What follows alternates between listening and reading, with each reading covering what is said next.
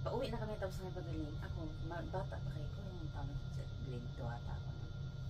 Sa grade 2, grade 1 ata kasi unang dating namin yung minsan. Ano, sinakay ako ng balsa, tapos tinawid sa ilog. Walang mahal. Ano man yun, naanod man yung ano. Tapos yung may gitna doon na may ano, may kahoy ba, nakawayan na nagsuganon. Tapos parang gumagano yung tubig. Walang mahal, hindi ko na kumababag. Una pasok ko na patay na ako, hindi na ako makuha. Paano pag napatay ka na? Wala lang yun.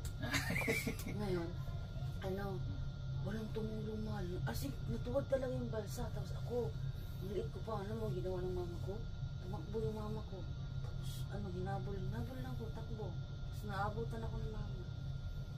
Tapos yung mga tao, wala, nakatingin lang lahat.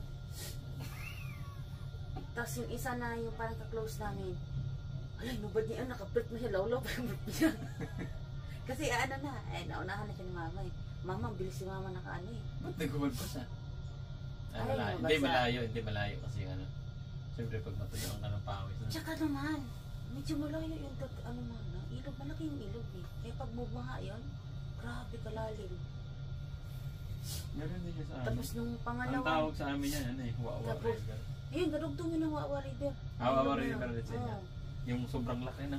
Yung sobrang laki. Sobrang ano, parang ano, para siyang malawak na kalsada. Tapos pag bumaha, pag nakita mo na may ano, may yung ano na yun, yung bundok. Yung bundok, may ano, yung may ano. Team. Oo, yung may ano na, papunta na sa Kulog. ano, papunta na sa ulan. Pero siyang tag-om na. Mga ilang minuto, baha na. Maglubog na yung tubig, tapos baha na. Kaya dati nung grade 5 na ako, bago ako transfer sa Davao, ang school ko noon, tawid-tawid na sa ilog. Hindi na ako dun sa ano, yung tawid na talaga. Kaya pag nakita na may ano, paulan na karating, gagan lang ang teacher ko, "Oh, Rigel, you can go home. Pwede ka nang umuwi." English sa inyo? Ay, hindi. Pwede ka nang uli, Rigel. Kasi baka di ka na makauli. Alam mo, pag ganun, pagdating ko sa ilog. Pagdating ko sa ilog na, kita ko na si mama, nandun sa harap. Kasi hatid sundo ako. Di pa nang kaya maaga ang uwi mo? Hindi naman. Kita ko na si mama, doon sa kabila. Hindi na si mama kasi tatawid. Ako kasi, pag hinatid ako ng mama, nandun lang sa ano, yung dulo. Kasi nagdadakit kasi ako. Hindi na sasama dun sa hindi na siya sasama kasi masahe pa siya. May bayad? May yung dakit eh. Negosyo yun ng mga ano doon.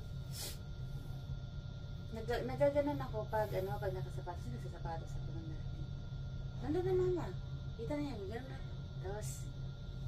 Tapos patawirin niya yung dakit. Tapos kunin ako. Tapos minsan